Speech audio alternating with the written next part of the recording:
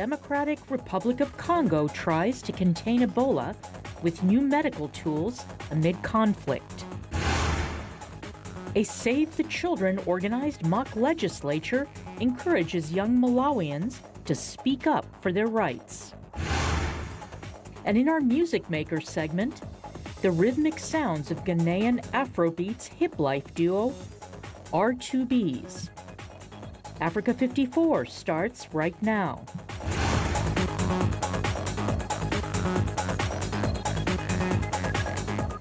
Good evening and welcome. I'm Vincent McCory. This is Africa 54. We begin our broadcast tonight with the Ebola outbreak in the Democratic Republic of Congo. It's the country's 10th outbreak since Ebola was first identified in 1976. As VOA's Carol Pearson reports, scientists have made significant medical gains in the past few years, but the country faces huge challenges in getting the current outbreak under control. Ebola is still a deadly disease. The latest outbreak in the eastern part of the Democratic Republic of Congo started in early August. The fatality rate is 70%. But this outbreak is far different from the one that devastated West Africa a few years ago. Health workers now have more and better tools. Scientists have developed experimental treatments for those who have Ebola. We have 5 therapeutics that are available, 3 of which are being used actively. The DRC and the National Institutes of Health have developed one of those experimental treatments. A person was infected in the 1995 Kikwik outbreak in the DRC. The person recovered from Ebola, and we brought the person here to the United States at the NIH. We drew their blood, we cloned their B cells, and we made the antibody. It's called monoclonal antibody 114, or MAB114. Scientists at a therapeutics company and a nearby biomedical institute in Switzerland did a lot of the work that led to this new experimental treatment. The National Institutes of Health found that MAB114 is safe. NIH conducted a trial at its hospital where doctors injected it into volunteers. It's now being given to Ebola patients in the DRC. So far, it's been given to at least 13 people, and 11 of them have been discharged from the hospital, which is a pretty good odds. More people need to receive this treatment, and the 2 others, before we know which treatments, if any, actually work. 3 of them are ready to go, so we're proposing a trial comparing one treatment with another treatment with another treatment. Another tool doctors now have in this outbreak is a vaccine that protects people from getting Ebola. The vaccine wasn't available during the height of the outbreak in West Africa. Tests show it's highly effective in preventing the spread of the virus. Also new are treatment units with transparent plastic walls. People can see and talk to their loved ones without getting exposed to the virus. But there are other factors in this outbreak that frustrate the efforts to control it. The outbreak is in a conflict zone, so health workers can't get to everyone at risk. People in the city of Butembo, with a population of over 1 million, have come down with Ebola. It's much harder to contain the disease in a populated city than in a rural area. The outbreak is near the borders of Uganda and Rwanda, where people travel back and forth to sell and trade goods, so there's a possibility it could spread to these countries as well. Health officials' other concern is that despite medical advances, the number of cases keep rising. Carol Pearson, VOA News, Washington. Well, Zimbabwe's main opposition leader, Nelson Chamisa, is postponing plans for a mock inauguration on Saturday. This follows a police ban on public gatherings as the country battles to contain a cholera outbreak that has killed 26 people. Chamisa claims he was cheated out of victory by President Emmerson Mnangagwa in the July 30th election, the first since Robert Mugabe was removed in a de facto coup last November. The World Health Organization and the Red Cross are ramping up their emergency response to Zimbabwe's deadliest cholera outbreak in a decade, with politicians trading blame over contaminated water and collapsing infrastructure. Nearly 4,000 people have been infected with cholera, which has been declared a health emergency in Harare. Zimbabwe's new finance minister, Mthuli Ncube, has now set up an emergency fundraise money to fight the outbreak. Hurricane Florence is wreaking havoc in southern North Carolina. The U.S. National Hurricane Center says the eye of Florence made landfall there with maximum sustained winds of 150 kilometers per hour. The government officials say the center of the hurricane's eye came ashore near Wrightsville Beach at about 7:30 a.m. local time Friday. Although Florence has been downgraded to a Category 1 storm, forecasters say it is still capable of delivering a lethal punch. The National Hurricane Center says Florence is already bringing a life-threatening storm surge and hurricane-force winds to the North Carolina coast. North Carolina Governor Roy Cooper warns the storm will have catastrophic effects. Officials say at least 321,000 people are without power in North Carolina. In Craven County, authorities say they have received more than 150 telephone calls from people in the historic town of New Bern asking to be rescued because water has entered their homes. It is the storm's movement and not its strength that has forecasters and officials worried. Florence is trudging inland at 9 kilometers per hour, giving it more time to churn, suck up water, batter the coast, and bring massive amounts of rain inland. Forecasters predict as much as 101 centimeters of rain for some parts of North Carolina and storm surges as high as 4 meters, taller than many houses. Now, for an update on what's currently happening with Hurricane Florence, VOA's Bill Gallo is standing by live via Skype in North Carolina. Bill, first tell us where you are and how things are looking like. We're on our way to New Bern, where you mentioned there are a lot of boat rescues. We're actually going to try to embed with some of these boats. These are civilians who get their boats out. They rescue people wherever they can. But part of the problem is the storm isn't really moving. You mentioned it there in your introduction. The storm is just staying put. The winds are very heavy. The rain is coming down sideways. And it's really hard to do these boat rescues while you're in such harsh conditions. But when this does sort of move on, the threat isn't over. In fact, maybe the flooding threat has just begun, but they will actually be able to do some of those rescues at that point. I'm actually in an area now, it's sort of like a ghost town. There's not much going on, except right behind me. I don't know if you can tell, there is a Waffle House, a restaurant. It's the only thing in town that's open, and it's sort of where everyone in the community is gathered, and they're getting their breakfast right now, or their lunch, and it's kind of a fun place to be. Now, Governor Cooper and other officials are still calling on people to get out. Does it mean there are few who are holding down and just saying they will stay regardless of the threat? There always are some. There always are some, besides reporters like me who refuse to leave. And for those people, the time is running out. The roads are quite treacherous.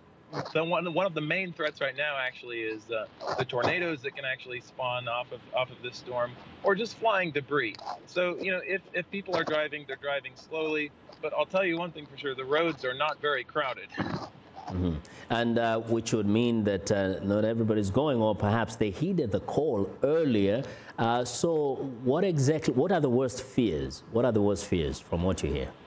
Well, the worst problem now is that this storm is not moving. It's just dumping rain, and it could continue to dump rain for days and days. Now, normally a hurricane is a pretty fast-moving event. It comes, it sweeps through.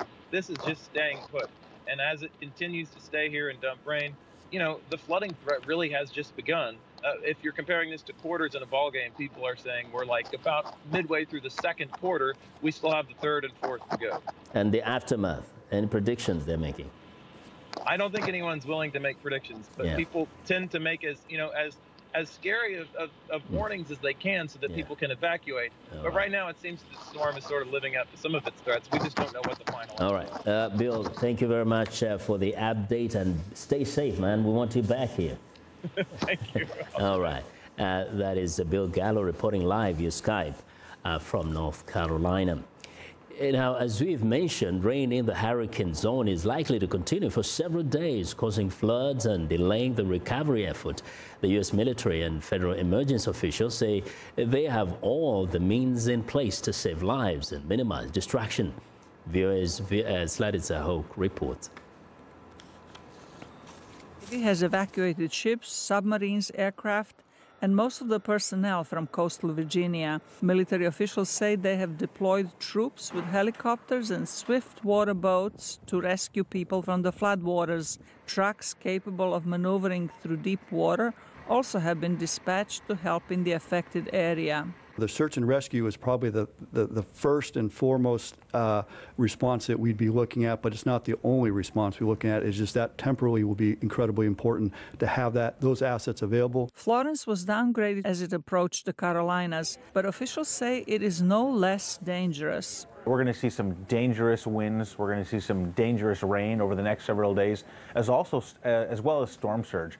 We're anticipating anywhere from 9 to 12-foot storm surges, which could be deadly. No one faces a 12-foot storm surge and lives to tell about it tomorrow.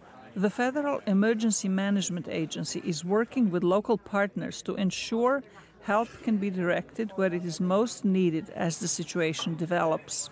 At this stage of the game, that's a very important aspect, is to have that situational awareness, to know where those impacts are and what may be needed so we can kind of pre-plan some of those things that are going out.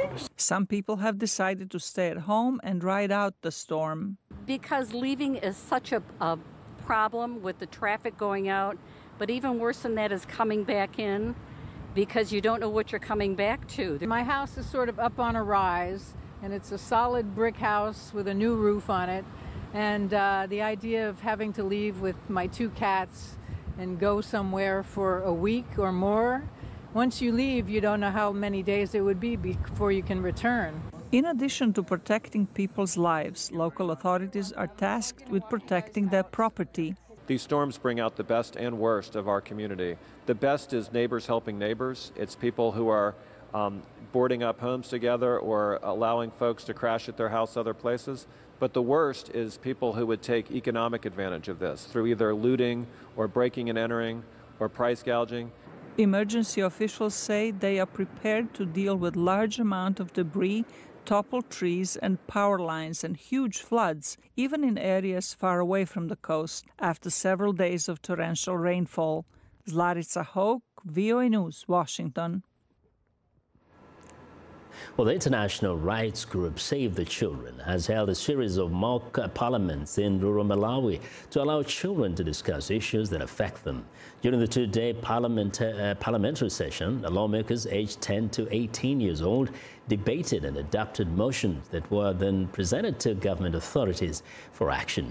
Lamek Masina reports from Mwanza in Malawi. At a 2-day mock parliament, Malawians 10 to 18 years old speak out for children's rights. They objected to traditional initiation ceremonies, chinamwali and kusasafumbi, which can involve sexual abuse. There are many cultural practices which are very harmful, and they are really taking place. And some of them, my fellow honorable members, they have already said it. Chinamwali, kusasafumbi, and the step parents, they sleep with their daughters. The charity Save the Children organized the first Children's Parliament in 2016 to urge young Malawians to demand their rights from leaders. They rarely had an opportunity to engage the duty bearers.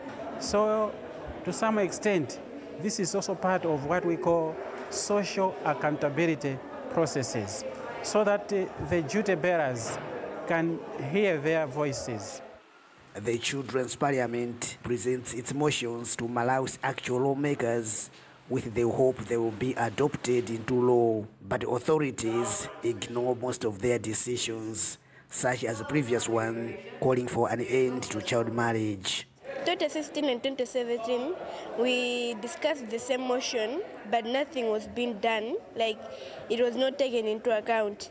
The issues like to end school dropouts and to end child marriages.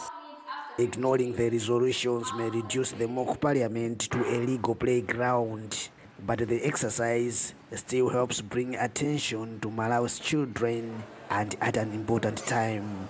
Malawi's cabinet is expected to soon approve a national children policy, which is expected to address some of the issues being debated by the youngsters in Mwanza. Lamek Masina for VOA News, Mwanza, Malawi. Well, I want to know what you think about Africa 54 and the stories we covered. Join the conversation on Facebook. The address is Africa 54. We're also streaming our show live on Facebook, so check us out and share our show with your friends. Find me on Twitter at VOA Vince McCory. Still ahead on Africa 54, the exciting Ghanaian Afrobeats hip life duo Rita Bees. But first, a look at Friday's headlines.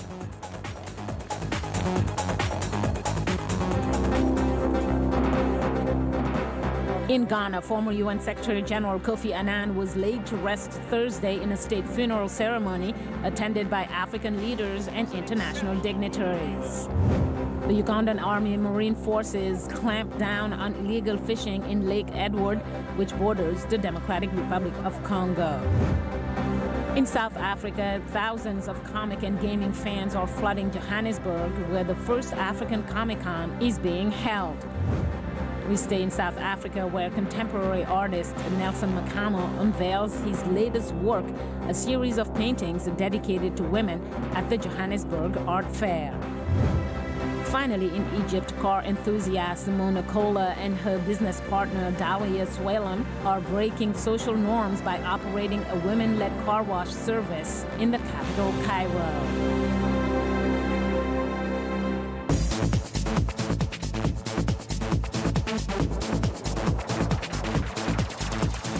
Well, South Africa is presently the only sub-Saharan African state using nuclear power to generate electricity. But a number of other sub-Saharan African states are signing deals for nuclear reactors or considering them. In this first of a two-part segment of our Empowering Africa series, VOA senior analyst Jeffrey Young looks at why nuclear power is attracting attention as a means of getting more of sub-Saharan Africa on the grid. Nuclear power has been used for decades in Europe, North America, and Asia. Now it is making inroads in sub-Saharan Africa. South Africa's two-reactor plant is the only nuclear power facility now in sub-Saharan Africa. But it plans to build more reactors so that by 2025, a quarter of its electricity will come this way. Last year, Nigeria's Atomic Energy Commission signed a $20 billion deal with the Russian nuclear agency Rosatom to build two facilities. Rosatom will build, own, and operate these plants, what the industry calls BOO. The appeal this arrangement has for developing economies is explained via Skype by technology research organization Breakthrough Institute's Omaro Maseli. It enables them to not have to pay this huge kind of upfront costs or capital costs involved in constructing expensive plants like nuclear power plants. At the same time, they're still getting the benefits. Under the BOO model, the host country purchases electricity from the plant at a price the operator sets to cover costs and provide a return.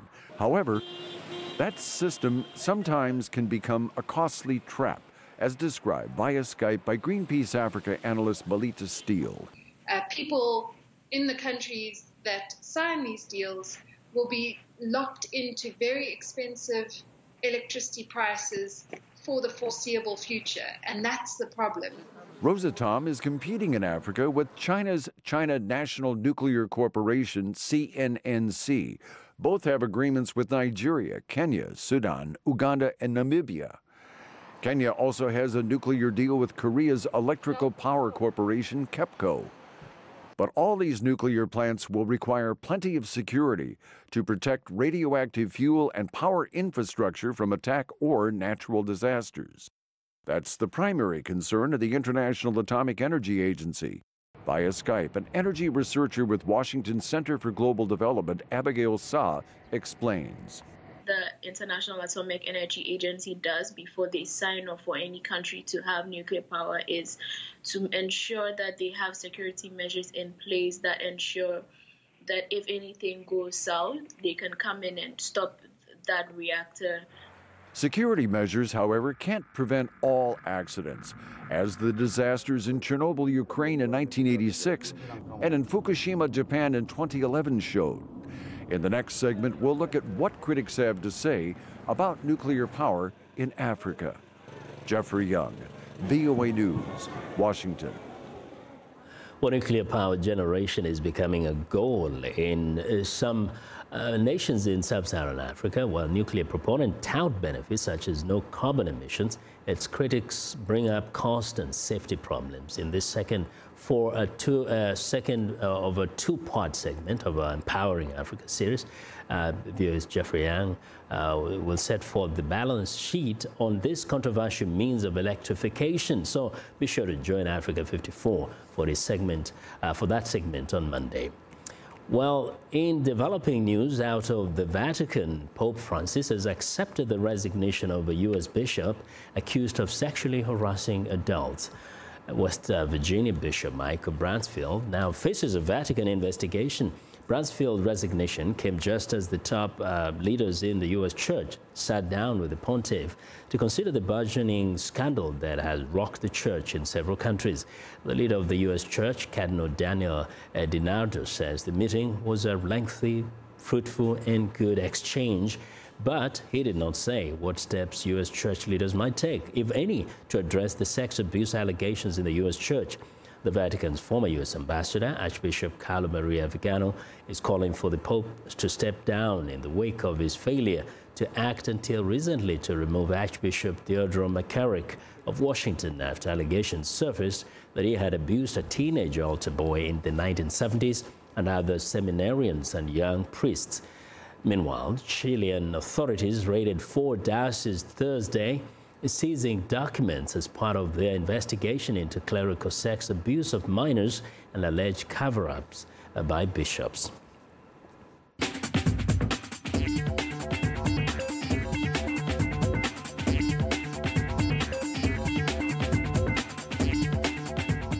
Welcome back to Africa 54, and here's what's trending. Gunshot detection technology is being used to fight gangland crime in one of South Africa's most dangerous neighborhoods.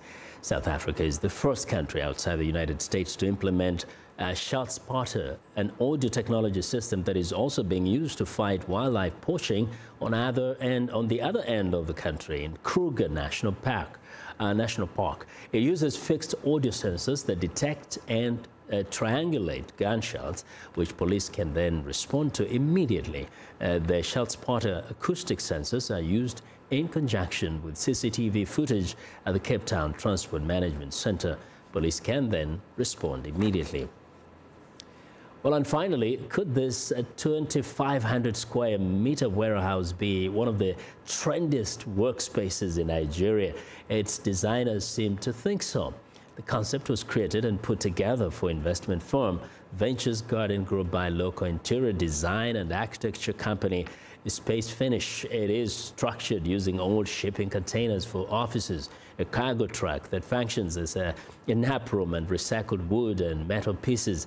And this space is used by more than 300 people working in different areas set apart by design and function. Designer Remy Dada says he wants to raise the profile of readily available materials and local styles inspired by culture. And that's what's trending today.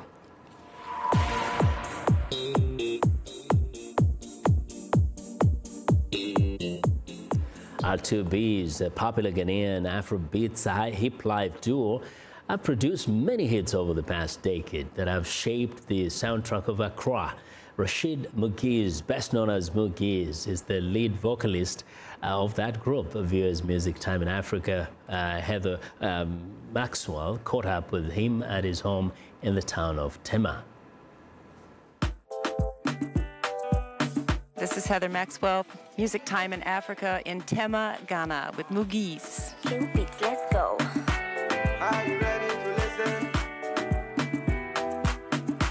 Are you ready to listen, Madolio? R2Bs means refuse to be broke. Payday is the other half of R2Bs. So how did you come up with that title way back? Because you two have been together since you're kids, right?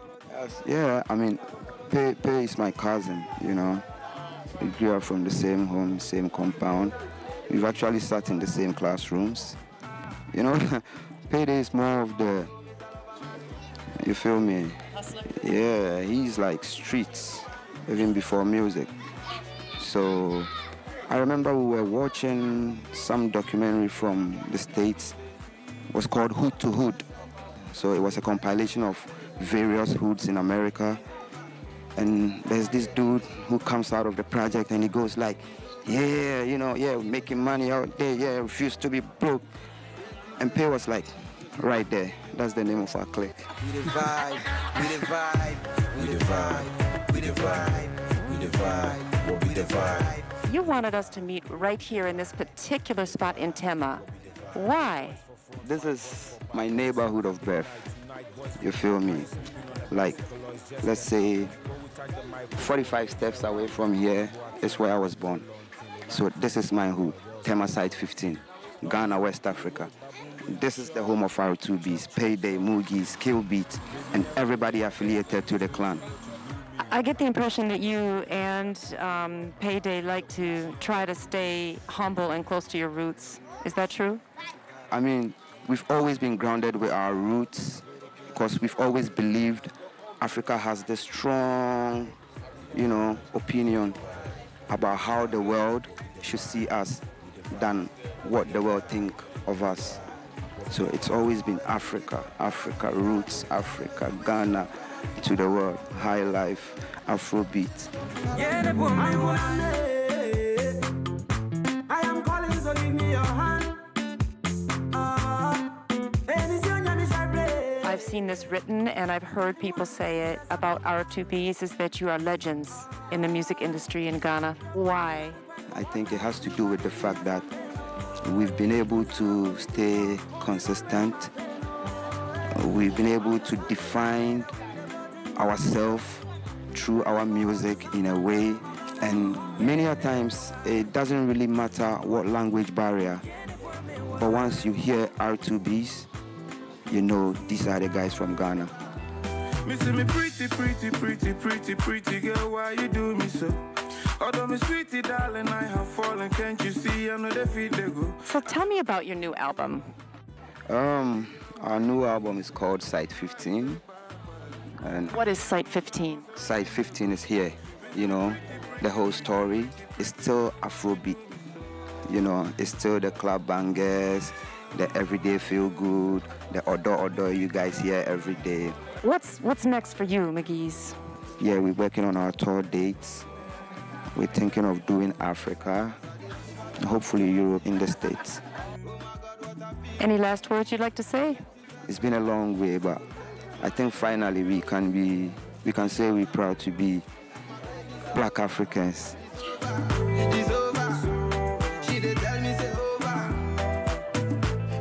And that's it. Have a good night. Thank you.